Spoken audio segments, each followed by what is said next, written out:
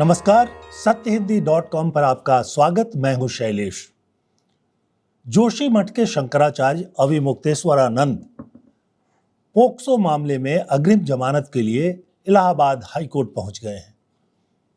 Court में उन्होंने अर्जी देकर कहा है कि इस मामले में उनको अग्रिम जमानत दे दी जाए, क्योंकि उत्तर प्रदेश पुलिस के द्वारा उनको गिरफ्तार किए जाने की आशंका है।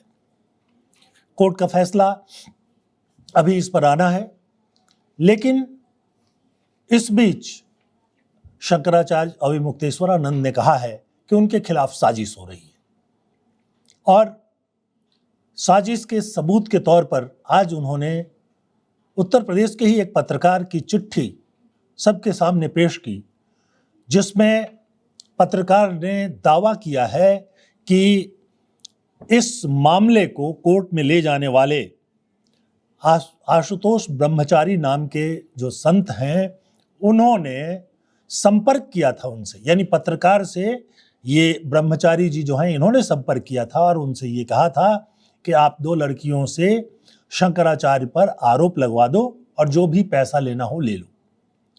पत्रकार ने उनकी बात नहीं मानी और शंकराचार्य को लिखित रूप से ये बात जो है वो दे दी। क्या सचमुच शंकराचार्य के खिलाफ कोई बड़ी साजिश हो रही है?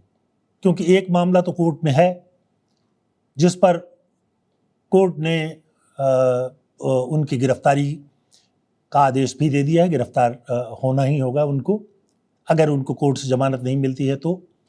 लेकिन जांच पड़ताल के इस क्रम में ये तीसरे नाम का सामने आना या एक और मामले को दर्ज करने की बात करना, क्या सचमुच साजिश का हिस्सा नहीं है? शंकराचार्य ने अब जो ये आशुतोष ब्रह्मचारी हैं उनके पूरे हिस्ट्री शीट को भी सामने कर दी है। इस हिस्ट्री शीट के हिसाब से आशुतोष ब्रह्मचारी पर 20 के करीब मुकदमे जो हैं वो दर्ज हैं, और इन मुकदमों में कौन कौन सी धाराएं नहीं है ये तो आप पूछ ही नहीं सकते हैं। वैसे आशुतोष ब्रह्मचारी का एक दूसरा नाम आशुतोष पांडे भी है, उर्फ अभय पांडे भी है, और ज़्यादातर मामले जो हैं अभय पांडे और आशुतोष पांडे के नाम से दर्ज हैं। और आपको जैसा कि पता है कि बहुत सारे सन्यासी लोग जो हैं अपने पुराने मुकदमों से बचने की कोशिश के लिए वो ये कहते हैं कि अब उनका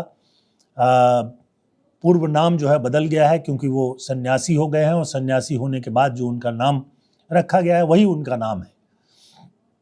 ऐसे बहुत सारे मामले सामने आए हैं।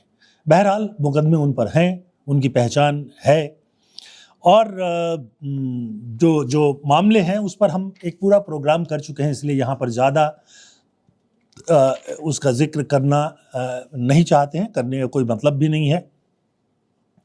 ये महोदय जो हैं शाकंभरी पीठ के अधीश्वर बताते हैं अपने आप को, और श्री कृष्ण जन्मभूमि मुक्ति निर्माण ट्रस्ट के अध्यक्ष भी बताते हैं, और भी कई संगठन हैं जिससे कि ये जुड़े हुए बताते हैं। बहरहाल जो शंकराचार्य कह रहे हैं वो बात बहुत सही है।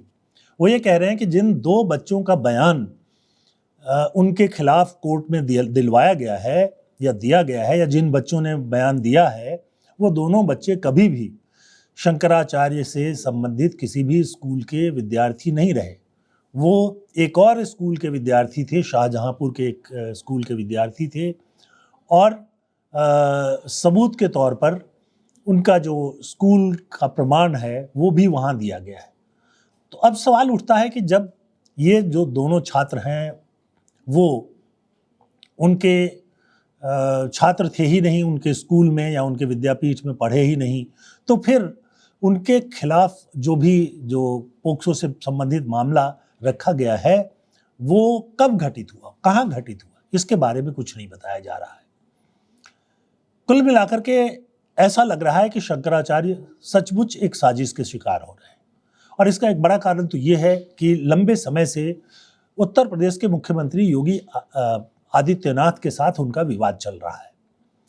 शंकराचार्यों की जो परंपरा है उसमें आप पाएंगे कि जो 4 शंकराचार्य हैं उसमें से कम 3 जो हैं वो बीजेपी का समर्थन नहीं करते हैं, और 2 जो हैं वो स्वामी स्वरूपानंद के शिष्य हैं, जो कि खुले तौर पर बीजेपी के खिलाफ थे। राम मंदिर वाले मुद्दों पर भी कई जगह पे उनका विरोध था। बहरहाल उन बीजेपी के लोग उन्हें कांग्रेसी कहते थे, और ये अभिमुक्तेश्वरानंद भी उनके ही शिष्य हैं।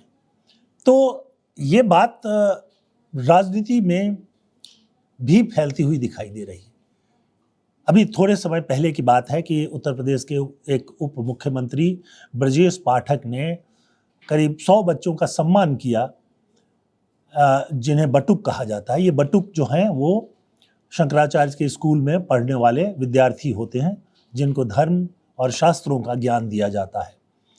एक और उप मुख्यमंत्री केशव प्रसाद मौर्य भी कह चुके हैं कि इलाहाबाद में शंकराचार्य के बटुकों के साथ जो हुआ, उनकी चोटी पकड़ कर खींची गई वगैरह, सही नहीं है। तो ये कुल मिलाकर के उत्तर प्रदेश की राजनीति में जो एक बड़ा विवाद पहले से चल रहा था, योगी आदित्यनाथ बनाम कुछ ऐसे नेता जो उन्हें पसंद नहीं करते, और ये भी कहा जाता है कि ये जो नेता हैं इनको दिल्ली से समर्थन प्राप्त है। दिल्ली से समर्थन का मतलब आप समझ ही रहे होंगे। बहरहाल जो अभी की स्थिति है उसमें सिर्फ ये कहा जा सकता है कि शंकराचार्य को तरह तरह से घेरने की कोशिश हो रही है। ये सही है कि उनके शंकराचार्य होने का विवाद जो है अभी सुप्रीम कोर्ट में लंबित है, लेकिन सुप्रीम कोर्ट ने उनके शंकराचार्य होने पर कोई रोक भी नहीं लगाई है। उनका जो संस्कार होता है शंकराचार्य का, उस पर उन्होंने रोक लगाई थी। लेकिन इसमें जो अभिमुक्तेश्वरानंद जी का कहना है कि 2 शंकराचार्य जो हैं उनका अभिषेक कर चुके हैं, यानी उनको शंकराचार्य मान चुके हैं, और अब तक जो परंपरा रही है उसमें जो भी निवर्तमान शंकराचार्य होते हैं वो अपने उत्तराधिकारी घोषित कर देते हैं, और बाकी के 3 शंकराचार्य जो हैं उनको उनका संस्कार करके और फिर उनको शंकराचार्य बना देते हैं। 3 में से 2 ने इनका संस्कार किया हुआ है, उनको दीक्षित किया हुआ है, शंकराचार्य के रूप में मान्यता दे दी है। एक शंकराचार्य हैं, उन्होंने सुप्रीम कोर्ट को लिख कर दिया कि उनसे पूछा नहीं गया था, इसलिए उन्होंने कुछ नहीं किया है, यानी वो तटस्थ है। तो कुल मिलाकर के अगर 4 में से संख्या के हिसाब से भी देखा जाए तो 2 शंकराचार्य उनके साथ हैं, और इसलिए शंकराचार्य बनने पर कोई रोक बहुत मुश्किल है। बहरहाल ये जो संत सन्यासी हैं विवादों में घिसट रहे हैं, ये बहुत ही गंभीर मामला है।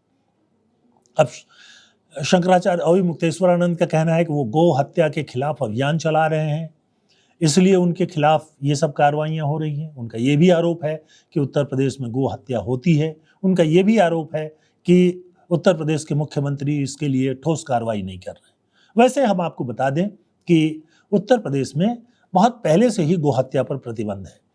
अब चोरी छिपे ये हो रहा है कि नहीं हो रहा है, ये तो जांच करने वाली एजेंसियां बता सकती हैं, लेकिन कोई घटना इस तरह की सामने आई नहीं है। लेकिन इस मुद्दे पर शंकराचार्य और योगी आदित्यनाथ के बीच विवाद चल रहा है। योगी आदित्यनाथ ने विधानसभा के भीतर भी एक बयान में कहा कि वो इनको शंकराचार्य यानी अभिमुक्तेश्वरानंद को शंकराचार्य नहीं मानते। तो कुल मिलाकर के ये लग रहा है कि ये पूरा विवाद जो है वो अब राजनीति में फंस चुका है, और ये बहुत दुखद होता है जब धर्म और राजनीति में घालमेल हो जाए। इसलिए शंकराचार्य के ज़्यादातर जो समर्थक हैं और जो हिंदू संत हैं उनका मानना है कि इस विवाद का हल निकलना चाहिए, और ज़्यादातर संत इस बात को मान रहे हैं कि शंकराचार्य पर जो आरोप लगाए गए हैं वो आरोप सही नहीं है। आज के इस प्रोग्राम में बस इतना ही, लेकिन आपको हमारा ये प्रोग्राम कैसा लगा कमेंट सेक्शन में आकर के अपनी राय ज़रूर दीजिए। हमारे प्रोग्राम्स को लाइक कीजिए, फॉरवर्ड कीजिए।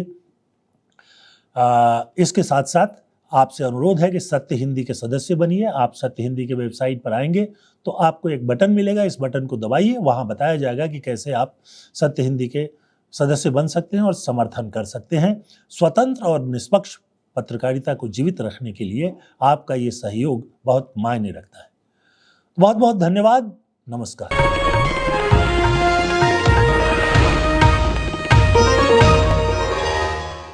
Copyright disclaimer under Section 107 of the Copyright Act 1976. Allowance is made for fair use for purposes such as criticism, comment, news reporting, scholarship, and research. Fair use is a use permitted by copyright statute that might otherwise be infringing.